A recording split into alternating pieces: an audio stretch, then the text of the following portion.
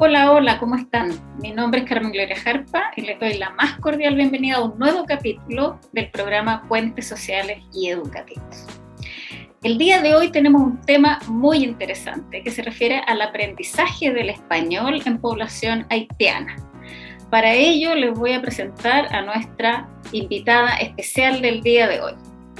Hoy día nos acompaña María José Cares Jofroa. Ella es profesora de inglés por la Universidad del Biobío y magíster en educación también por nuestra universidad. Además tiene otro magíster en lingüística aplicada por la Universidad Católica de la Santísima Concepción. Actualmente es estudiante del doctorado en lingüística por la Universidad de Concepción. Además es diplomada en convivencia escolar, en convivencia y mediación escolar, además por la Universidad Andrés Bello, y ha trabajado bastante en interculturalidad y ha enseñado español a inmigrantes no hispanohablantes. Bienvenida, María José. Muchas gracias, profesora, también por la invitación. Bueno, gracias por haber aceptado la invitación y por permitirnos conversar hoy día de un tema que a mí me parece fascinante, ¿ya? Nosotros sabemos que Chile ha recibido en el último tiempo un gran flujo de migrantes, ¿ya? Algunos que hablan español, pero otros, como los haitianos, que no hablan español.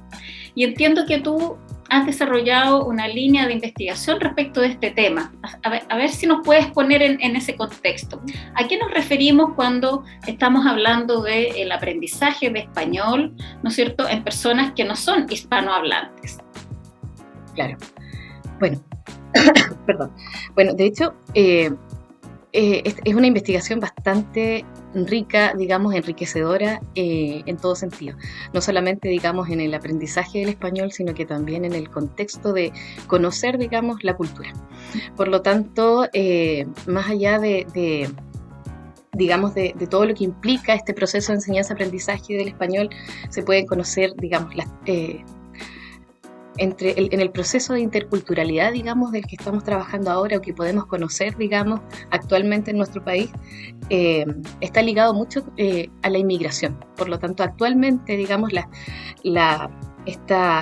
los estudios que hasta ahora, bueno, podemos observar en la literatura se basan principalmente con la interculturalidad que se trabaja mayoritariamente con pueblos indígenas, pero la interculturalidad, digamos, se basa más allá de eso en lo enriquecedor que puede ser el proceso, digamos, de la relación entre culturas. Por lo tanto, no solamente, digamos, en la migración local, sino que también en la migración, digamos, que estamos sufriendo actualmente en nuestro país desde hace un tiempo que esto ha sido más masivo, digamos. Por lo tanto, bueno, a ver, la migración, digamos, la migración no solamente de haitiana, sino que la migración, cierto, de hispanohablantes ha crecido, digamos, y aumentado aproximadamente hace 20 años, de acuerdo también al Instituto Nacional de Estadística, y por lo tanto, en los últimos años ha sido la mayor de la historia, y eso lo podemos observar.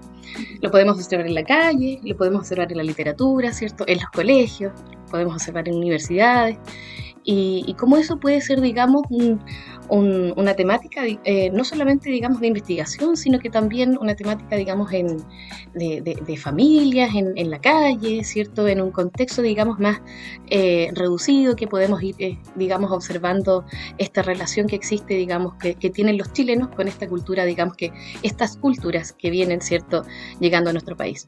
Bueno, cabe mencionar que esta oleada masiva de inmigrantes, ya sea hispanohablantes o no hispanohablantes, hace aproximadamente 20 años, ha surgido, digamos, por diferentes motivos, razones, ya sea políticas, económicas, sociales, y bueno, he tenido la oportunidad de trabajar con inmigrantes desde el año 2018 aproximadamente. Por lo tanto, no solamente con inmigrantes no hispanohablantes, me refiero también a venezolanos y colombianos, que hasta este último tiempo, digamos, en la literatura también se observa una diáspora masiva, digamos, en este contexto chileno actual. Por lo tanto, los venezolanos, los colombianos, los dominicanos, los haitianos, Y lo que siempre predomina, digamos, los peruanos, argentinos y bolivianos, que ya hemos, digamos, mantenido, ¿cierto?, este proceso adaptativo, digamos, de convivencia con esta familia. Porque dentro de todo, bueno, también en el contexto, digamos, de migración se vive no solamente, ¿cierto?, este contacto, ¿cierto?, contacto, digamos, debe ser un contacto, digamos, más estrecho, porque son relaciones, digamos, que vivimos día a día. Por lo tanto, esto más que nada va dirigido al aproximadamente 12%, digamos, de la población, que es la población haitiana. De esto, bueno, estas investigaciones que he realizado también en cuanto a convivencia escolar, en los colegios, cómo es el proceso, digamos, de inclusión e integración de las familias en los colegios, me ha llevado, digamos, a conocer estas barreras lingüísticas que existen no solamente, digamos, conversando en el tema de no hispanohablantes, sino que también con otras variantes del español. Colombianos, venezolanos, ¿cierto? Que en realidad las variantes, como ya lo conocemos por el nombre, tienen ciertas diferencias que podemos ir observando en la calle, que podemos ir observando, bueno, en este caso también en la relación que he mantenido, digamos, para poder hacer estas investigaciones. Bueno, la realidad de los colegios también es muy distinta. La realidad de los colegios es una educación formal, digamos, ¿cierto? Que se entrega, digamos, a familias locales, familias inmigradas, ¿cierto? Y por lo tanto esto debe mantenerse, digamos, de acuerdo a las políticas y las planificaciones lingüísticas de los países. Pero, ¿qué pasa en Chile? Que ha habido, digamos, un cambio desde hace aproximadamente 5 años con estas políticas migratorias, de inclusión escolar, de inclusión en las escuelas, pero sin embargo, bueno, esto hasta ahora se ha trabajado, se ha comprobado, digamos, que se ha trabajado en los colegios, principalmente de acá del área, digamos, de la provincia, de acá de la comuna de Los Ángeles. Se ha trabajado a través de la inclusión. La inclusión, digamos, a esta familia, principalmente en el contexto municipal, ha sido, digamos, llevado a cabo en una planificación de incluir al inmigrante, pero ¿de qué forma? De incluirlo en las clases, de incluirlo en las actividades, de incluirlo en los días, ¿cierto? En donde hay días, por ejemplo, se celebra el Día de Venezuela, se celebra el Día de Colombia, pero más allá, digamos, estas relaciones, que es lo que se lleva a cabo, digamos, en los colegios, es la convivencia. Y la convivencia, digamos, a partir de esto ha sido de una forma bastante positiva, principalmente para estos inmigrantes hispanohablantes, pero para los inmigrantes no hispanohablantes ha sido un poquito más complejo.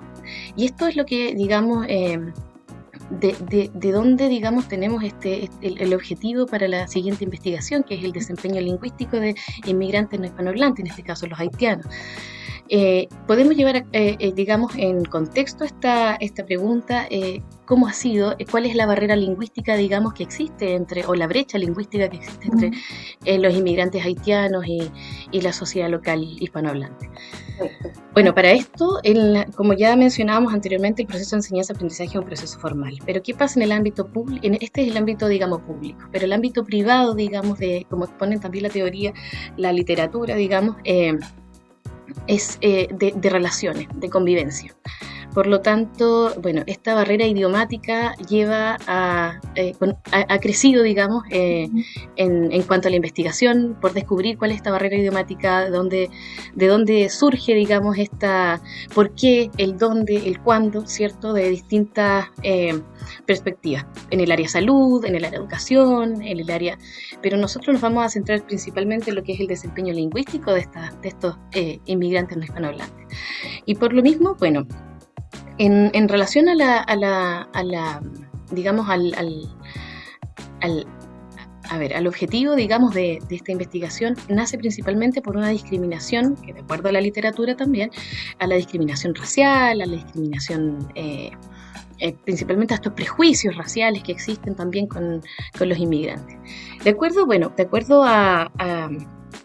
al desempeño lingüístico, podemos observar que ellos son hablantes de creol, de esta lengua pidgin, que tiene ciertos aspectos, que toma ciertos aspectos del idioma, ¿cierto?, de África y después lo combina, ¿cierto? Y así nacen estas nuevas lenguas que pueden ser las lenguas formales de un país, que después, en este caso, en el criollo haitiano en Haití. Pero algunos de los participantes o los colaboradores, ¿cierto?, de las investigaciones también son hablantes de francés. Y eso, bueno, hace que esto, bueno, se enriquezca más y produzca, digamos, una relación entre culturas, una relación de cómo podemos ir observando el proceso que ellos tienen también escolar en Haití.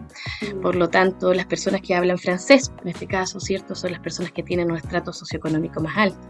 Las personas que hablan solamente el criollo haitiano es una población, digamos, mayor en el país por estos problemas de financieros, ¿cierto?, que han surgido, problemas políticos, en donde ellos, bueno, han tenido que alejarse de esta situación, ¿cierto?, y poder inmigrar a un país que anteriormente tenía esta política, digamos, de migración, de acuerdo al Departamento de Migración también, es más fácil el acceso, digamos, a nuestro país.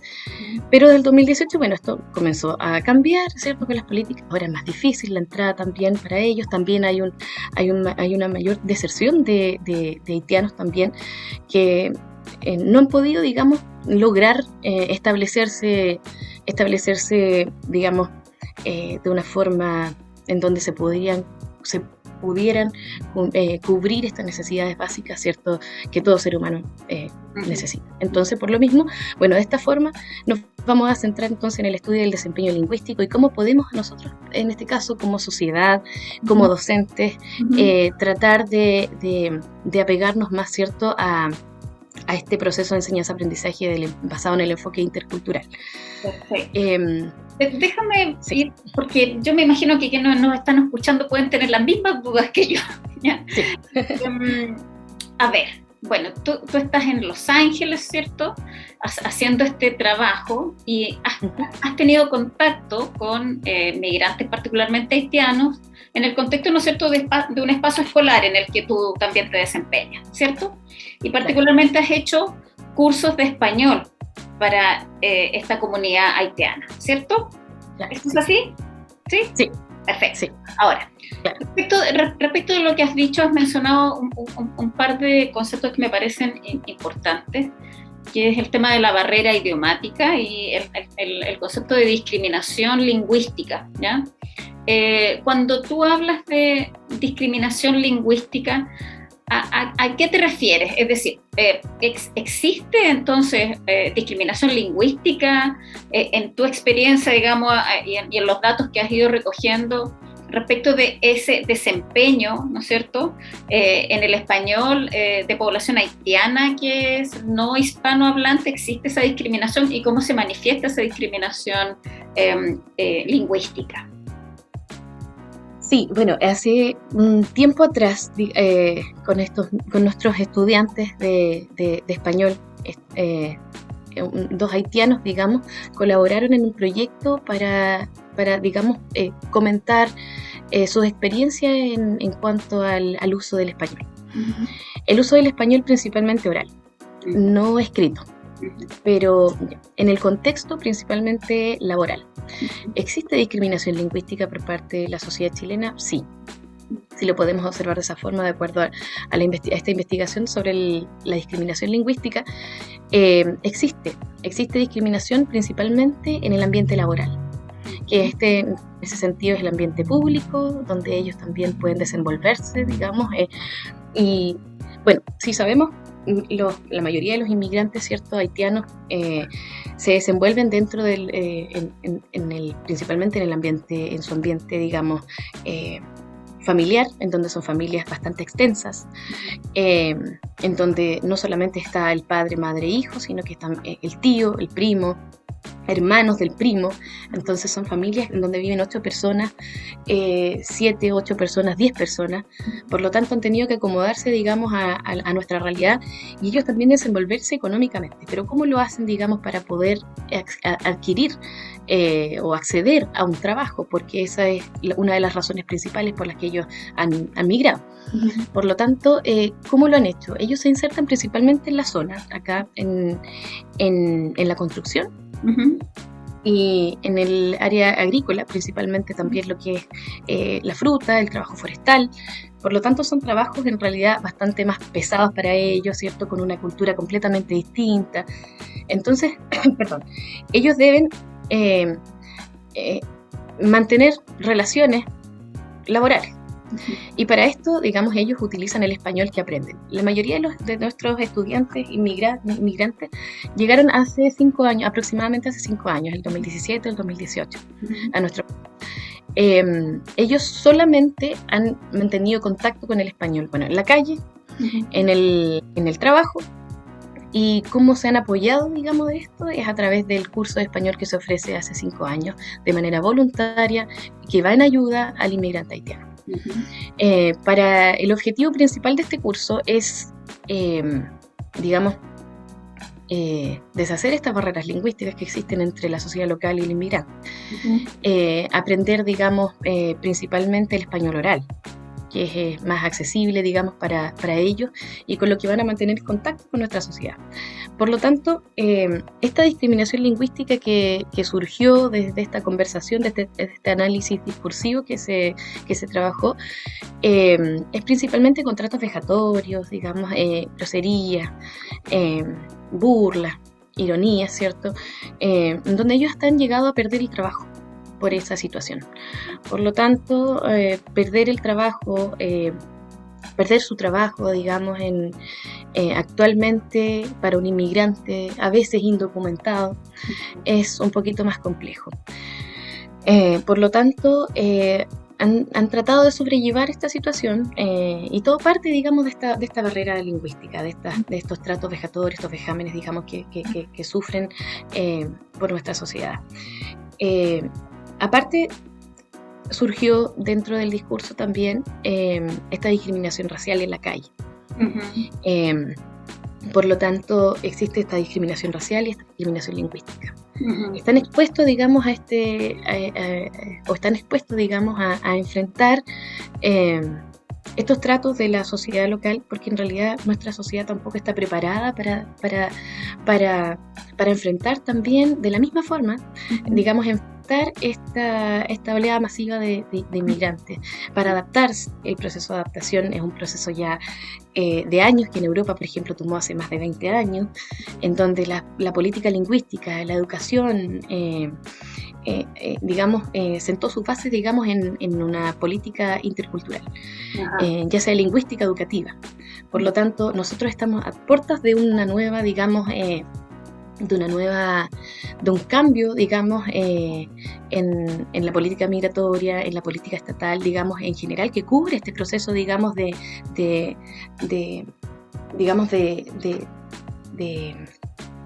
en este caso, de incluir al otro. Por lo tanto, bueno, ¿qué es lo que pasa? Que en Europa principalmente se trabaja la otredad y la alteridad en este proceso, en este enfoque, digamos, intercultural. Pero en Chile no tenemos el enfoque intercultural para la enseñanza de idiomas, no tenemos el enfoque intercultural para la sociedad. Entonces, por lo tanto, la realidad de estas familias es muy compleja. Los que ya quedan en este país, los que ya la mayoría ha desertado, los que quedan en nuestro país, digamos, son familias que se han podido ir adaptando y han podido ir sufriendo ciertos cambios de adaptación también, bueno, basados también en la teoría de la aculturación, que donde estas relaciones entre culturas, digamos, podían llevar para formar una cultura más adelante nueva, de adaptación, de aceptación, que es lo que falta, digamos, actualmente. Pero como me comentaba, y como comentábamos, digamos, me preguntaba también, ¿existe esta discriminación lingüística? Está comprobado, digamos, por este estudio, digamos, que está en vías de ser publicado.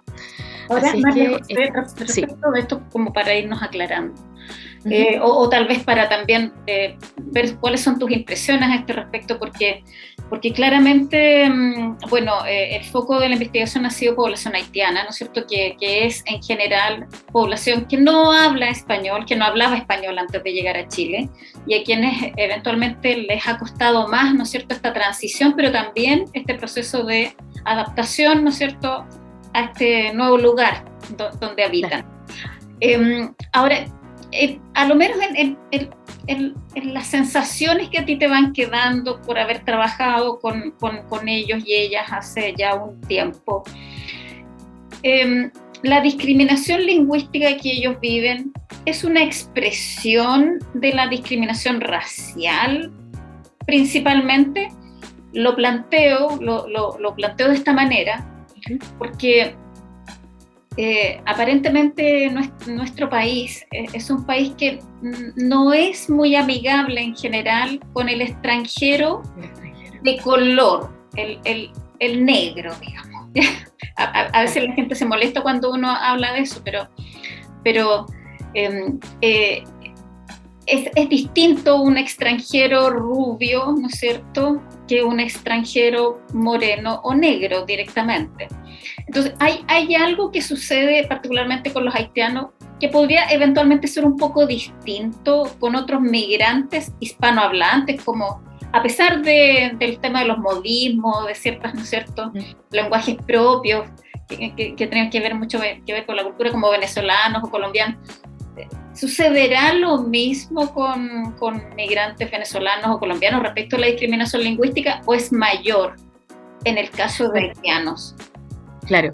Bueno, eso también está comprobado, digamos, en las investigaciones que he realizado, en donde la convivencia escolar, ya relacionado con ese tema, digamos, en los colegios, como en ese trabajo surgió la idea de conocer, digamos, cómo los colegios, digamos, entregan esta planificación de convivencia escolar, los manuales de convivencia escolar, el proceso de gestión escolar, cómo se va trabajando, digamos, con estos inmigrantes. Principalmente esto surge porque se entrevistó a familias colombianas, venezolanas, haitianas. Uh-huh. Estas tres familias, digamos aproximadamente 25 familias. Uh-huh. Bueno, entre eso, la percepción, digamos, de que que podíamos obtener, digamos, de las entrevistas y de los discursos, digamos, de estas familias, es que las familias venezolanas, por una situación política, por una situación social, ellos dejan su país, ¿cierto?, y se insertan en el nuestro. Pero son familias, digamos, que podíamos hablar, familias de padres profesionales, familias de padres que tienen un poder adquisitivo, digamos, o que pueden conseguir, digamos, acá en Chile una opción, digamos, mayor, mejor que un inmigrante que no posee, digamos, las mismas condiciones. Por lo tanto, las familias haitianas son hijos de estos niños, ¿cierto?, que asistían a este colegio, son hijos, digamos, de padres que en realidad no poseen, digamos, esta condición profesional, digamos. Entonces se insertan en trabajos, digamos, que puedan, digamos, llegar a poder solventar, digamos, más fácilmente, digamos, y poder adquirir más fácilmente, digamos, económicamente hablando, ¿cierto?, para sostener a la familia. Pero ¿cómo lo hacen? ¿Cuál era la relación que existía entre estas familias colombianas o familias venezolanas de padres, digamos, que podían poseer, digamos, algún título universitario, algún título técnico? Entonces, la inserción de estas familias en la sociedad chilena es mucho más fácil y más llevadera que la situación de familias que no poseen, digamos, las mismas características y condiciones profesionales, ¿cierto?, o un acceso laboral, digamos, de la misma forma. Por lo tanto, ¿qué es lo que queda en nuestra percepción, digamos, como investigadores, ¿cierto?, como profesores, digamos, es que estas discriminaciones principalmente se producen a través de la falta de empatía, principalmente, que fueron uno de los resultados de esta convivencia escolar que se realizó el año 2018, y de la falta de empatía de la sociedad local. Y principalmente también una de estas percepciones una de nuestras percepciones, digamos, que podríamos obtener en estas investigaciones, principalmente porque las familias no se insertan y cuesta más insertarse, digamos, en nuestra sociedad por esta discriminación racial, y esta discriminación racial más allá económica, de una aporofobia, digamos, que lo podíamos llamar de esta forma, porque en realidad, si lo podemos observar, esto lo podemos observar en cualquier contexto en donde podemos ver una persona, digamos, con rasgos, digamos, europeos, digamos, que podamos, y lo insertamos fácilmente, muy fácilmente. Incluso llegamos a tener queremos esta relación, digamos, ¿cierto?, con este inmigrante extranjero de digamos, físicamente, facciones, color, distinto. Pero ¿qué hacemos con estos, digamos, inmigrantes haitianos de raza, ¿cierto?, africana, en donde que no poseen las mismas condiciones económicas que el resto? Entonces, por lo tanto, eso lo podemos observar en la calle, lo podemos observar en el discurso, digamos, estas relaciones que surgen, digamos, en la calle, o conversaciones habituales, rutinarias que podemos observar. Por lo tanto, bueno, eso dentro del marco de la discriminación racial y la discriminación. Tienes mucha razón en indicar que en general, a lo menos acá en Chillán, no sé, en Los Ángeles, ¿ya?, cuando uno ve haitianos, los ve ejerciendo algunas labores de comercio ambulante, por ejemplo, ¿ya?, vendiendo particularmente algún tipo de dulce en los semáforos, claro, ¿ya? No vamos a decir la marca para no hacerle... Claro. Pero efectivamente tú ves a colombianos, a venezolanos insertos en espacios laborales profesionales, porque ellos venían desde un estatus económico, social y cultural bastante alto en Venezuela. Entonces, en ese sentido te quiero preguntar a propósito de esta labor de escolar que se hace en las escuelas o que se hace en los espacios escolares para enseñarles español a haitianos, ¿ya? ¿Qué influencia puede tener? Porque, bueno, si el chileno, la chilena promedio es racista, el profesor o profesora que enseña español tendrá algo que ver en eso, en términos de, ¿hay alguna influencia respecto de ese profesor o profesora que enseña español en la relación con este aprendiz, pero que es haitiano, ¿ya?, que es una persona, ¿no es cierto?, de un nivel socioeconómico bajo, que es alguien que en general se desempeña en labores, ¿no es cierto?, esporádicas, bajamente remuneradas, o que está claramente desempleado? ¿Qué influencia hay entre la relación entre los docentes y el aprendiz de segunda lengua, en tu experiencia? Bueno, esta es una investigación también que también, bueno, trabaja principalmente el aprendizaje del español como segunda lengua. Uh-huh. En un curso de español ofrecido en un colegio de la ciudad de Los Ángeles, y nace, digamos, de forma voluntaria, que va en ayuda al inmigrante. Pero no solamente la ayuda lingüística, sino que también en la ayuda en cuanto a cubrir ciertas necesidades básicas, que alimentos, ropa, uh-huh, etc. Por lo tanto, esta relación que mantiene el profesor, voy a tomar dos puntos importantes, porque uh-huh, esta relación, digamos, entre la familia y el profesor, uh-huh, de este curso de español, digamos, o de estos inmigrantes haitianos y el profesor, o los profesores que se desenvuelven acá en este curso, digamos, que pueden colaborar, es una relación bastante importante, pero tomando en cuenta, digamos, esta relación, este curso de español y la formación del profesorado, que también es un tema bastante importante, que también la literatura lo trabaja, la literatura de adquisición de segundas lenguas, de la lingüística aplicada, trabaja esta didáctica de la lengua. Por lo tanto, me voy a basar digamos, tomando este paraguas de relación familia-escuela en este curso de español, uh-huh, tomando el aprendizaje del español como segunda lengua y tomando la formación del profesorado. Okay. Por lo tanto, bueno, ¿cuál es la situación de estas familias? Ellas asisten a este curso para aprender español, para poder desenvolverse, digamos, en la sociedad. Poder adquirir, digamos, principalmente un trabajo. Uh-huh. Por lo tanto, este español que se enseña solamente oral, el español oral, la pronunciación, ciertos rasgos suprasegmentales que se van trabajando también en este curso.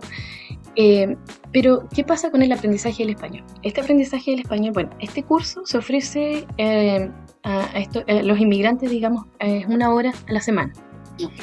Se ha ofrecido hace 5 años. Por lo tanto, su formación del español se ha corroborado, digamos, que principalmente gracias al curso y a la relación que mantienen estos inmigrantes con los profesores. Uh-huh. Partió el curso con aproximadamente 60 alumnos, uh-huh, 66 inmigrantes. Uh-huh. Actualmente quedan 12.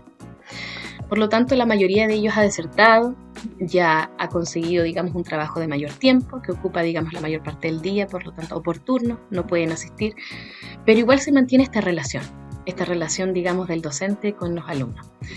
Bueno, ¿cuál es la mirada, digamos, que tienen estos inmigrantes en cuanto al profesor? Eso es, bueno, es un factor, como mencionaba también, es un factor extralingüístico muy importante para la adquisición de una segunda lengua. Ajá. Es un factor tan importante, tan así, digamos, de cómo de tener las habilidades. Y en cuanto a estos factores extralingüísticos podemos mencionar la motivación, podemos mencionar, digamos, esta relación y esta confianza con el profesor.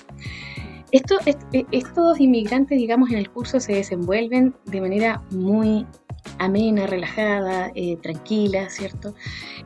Al principio costó, digamos, era un choque cultural que existía, digamos, en las clases, con los chilenos, ¿cierto? Hablando ciertos modismos que podemos observar que tenemos todos, pero ellos aprenden el español formal, digamos, acá en el curso, aprenden el español, digamos, oral, y ellos lo han hecho de forma paulatina, digamos, en 5 años ya ellos manejan un español, digamos, intermedio avanzado. Por lo tanto, digamos, sumado a esto también la interacción que ellos poseen, digamos, en su ambiente público, digamos, fuera del colegio. Por lo tanto, al comienzo, digamos, de este curso, para ellos llegar porque ellos tienen una personalidad, digamos, y culturalmente, digamos, ya muy apegado, digamos, completamente distinto a lo nuestro, digamos, a cómo entablar una relación. Es una sociedad que mantiene mucho respeto hacia el profesor. Nosotros eso lo hemos ido perdiendo, lamentablemente. Pero cómo se ve, cómo se manejan ellos en este curso, digamos, de una forma muy, digamos, respetuosa, pero ellos mantienen un apego, digamos, distinto. Porque el profesor no solamente está, digamos, en las clases de español, el profesor está para cualquier ayuda, digamos, en general, apoyo, digamos, motivacional, el apoyo en cuanto a la alimentación, el apoyo en cuanto monetario, hasta monetario. Por lo tanto, ellos mantienen una confianza muy distinta y esto ha hecho que ellos vayan adquiriendo el español en un entorno, digamos, agradable, que es otro también de los factores extralingüísticos, digamos, que podemos mencionar en la literatura. Por lo tanto, esto ha hecho que para ellos sea más llevadero el proceso, para nosotros también. Y lo que podemos concluir, digamos, de este proceso de enseñanza-aprendizaje del español es que ellos asisten a clases, digamos, de manera, ellos, digamos, van con mucha motivación a las clases, por lo mismo, porque después de las clases también hay ayuda para ellos. Por lo tanto, todas las clases, digamos, no es algo que ayuda. Hay muchos niños pequeñitos, ¿cierto? Bebés, en donde hay ayuda, por ejemplo, en pañales, también en leche, los ayuda con alimentos. Por lo tanto, esto hace que la relación entre el profesor y el docente sea muy cercana. Y eso es uno de los factores, digamos, que influye mucho en el proceso de enseñanza-aprendizaje de una segunda lengua o una lengua extranjera. Esta confianza, esta relación, digamos, amena entre el docente y el discente, digamos, conocer este proceso, más allá de enseñar una lengua mecánicamente, digamos, esto hace que influyan estos factores que enriquezcan, digamos, la situación de este proceso de enseñanza-aprendizaje en contexto, digamos, en ayuda al inmigrante. Y desde ahí nos tomamos ahora de la formación del profesorado. El enfoque comunicativo, que es el enfoque, digamos, que actualmente desde los años 80 se debiera ir trabajando, ¿cierto?, en el aula para aprender un idioma, que toma aspectos bastante importantes, digamos, de lo que es la adquisición de lenguas, por ejemplo, la cognición, ¿cierto?, la motivación, entre otros factores, por ejemplo, la ética, etcétera. Pero este enfoque comunicativo, digamos, va hacia una nueva etapa, digamos, pasando al enfoque intercultural. Y ahí es donde en nuestro país la formación del profesorado, de acuerdo a la literatura extranjera, en donde se trabaja la formación del profesorado, digamos, desde el enfoque intercultural, tenemos mucha diferencia. en cursos, en capacitaciones, en la universidad, se trabaja la formación, digamos, del profesorado todavía a partir del proceso, claro, de inclusión, digamos, todo, pero estamos preparados verdaderamente para enfrentar, digamos, estas barreras lingüísticas en los inmigrantes, estamos preparados para enseñar en el aspecto, digamos, principalmente del aprendizaje y enseñanza de una lengua, estamos preparados para, digamos, adaptarnos al nuevo contexto. Por lo tanto, otro de acuerdo a la literatura, la didáctica de la lengua es muy importante, sobre todo en el contexto de inmigración, globalización. De ahí nace esta área de investigación. Por lo tanto, pero ¿en qué está nuestro país? Esa es la realidad. Exacto. Muy interesante porque, bueno, a lo menos habiendo trabajado muchos años en educación, no siendo yo profesora, siempre he escuchado que incluso hoy enseñar español a los propios chilenos, a los niños, enseñar a leer y a escribir es un acto fundamental, ¿no? Con los niños. Imagínate cómo es enseñar español a adultos, ¿no es cierto?, que vienen en un proceso de migración, que enfrentan una realidad compleja, particularmente a nivel social. Bueno, hay mucha discriminación sin duda. Y claro, necesitan entonces de un espacio educativo con profesores y profesoras que tengan los elementos que tú has señalado, es decir, tiene que haber una motivación, ¿no es cierto?, en ese ejercicio, en ese vínculo pedagógico con ese otro, con esa otra. Tiene que haber respeto, ¿ya?, hacia el otro, ¿no es cierto?, hacia la otra. Confianza, la construcción de confianza. Y como lo indicas, que igual es, bueno, necesario cuando aparecen estos temas, tiene que venir a veces de la mano también de ciertas otras ayudas o colaboraciones, ¿ya?, que tienen que ver a veces con necesidades básicas de ellos, de su familia, de sus hijos, de sus hijas, ¿ya? Muchos de ellos ya, hijos e hijas, ya son chilenos y chilenos, ¿ya? Claro. Y que sin duda van a aprender español mucho más fácilmente, pero que también es altamente probable que mantengan la segunda lengua, ¿ya? Porque así ocurre en estas familias, ¿no es cierto?, que tienen esa doble condición. Claro. Es un proceso bastante interesante esto de las familias haitianas con hijos chilenos. Claro. Que van a hablar español. Claro.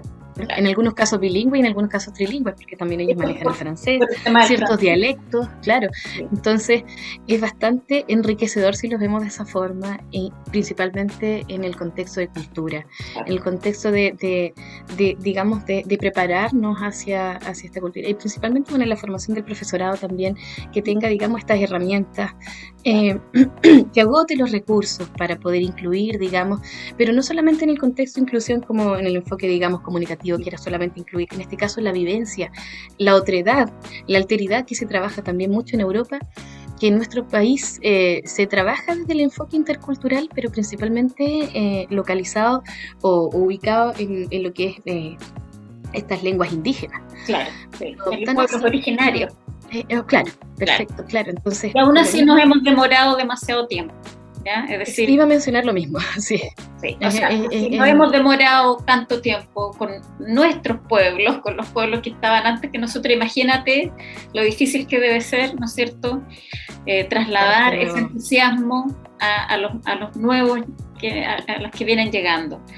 Claro. Me parece que esta conversación abre varios desafíos, varias preguntas para quienes nos escuchan, para quienes nos van a ver, particularmente aquellas que están pensando tal vez en estudiar para ser profesor o profesora en Chile, y que tiene que ver con que hoy día el profesor, la profesora tiene que asumir estos desafíos también. Es decir, no necesitamos exclusivamente profesores y profesoras que enseñen contenidos, necesitamos profesores y profesoras que establezcan vínculos pedagógicos, afectivos, ¿ya?, claro, con esas personas, niños o adultos. A veces podrían ser niños, pero a veces también pueden ser adultos, claro, y asumiendo, ¿no es cierto?, esto de cómo integro estas nuevas demandas que Chile está necesitando, la interculturalidad, los temas del enfoque de género, el tema de la inclusión educativa, pero ir más allá de la folclorización de las cosas, con el día de Colombia, con el día de Venezuela, es insuficiente, ¿ya? Requerimos de que efectivamente integremos estas culturas, que aprendamos de ellas, y que nosotros también ganamos, los chilenos, las chilenas, cuando aprendemos cosas como que el haitiano, ¿no es cierto?, aún tiene respeto por el profesor, ¿ya? Que es algo que deberíamos recuperar, ¿ya? O que las otras personas pueden que tengan una manera distinta de concebir el mundo, ¿no es cierto?, otras maneras de mirar, ¿no es cierto?, la vida y las relaciones. Ha sido una conversación muy interesante, pero estamos ya al borde de nuestro tiempo, ¿no es cierto? Posiblemente te invitemos en una nueva oportunidad, porque me parece que abres temas que deberían ser, ¿no es cierto?, abordados tal vez en un nuevo encuentro contigo, María José. Te agradecemos un montón el que hayas abierto estas nuevas conversaciones, porque me parece que son cuestiones muy interesantes. Así que muchas gracias, María José. Gracias a usted, profesora, muchas gracias, un gusto verla. Igualmente.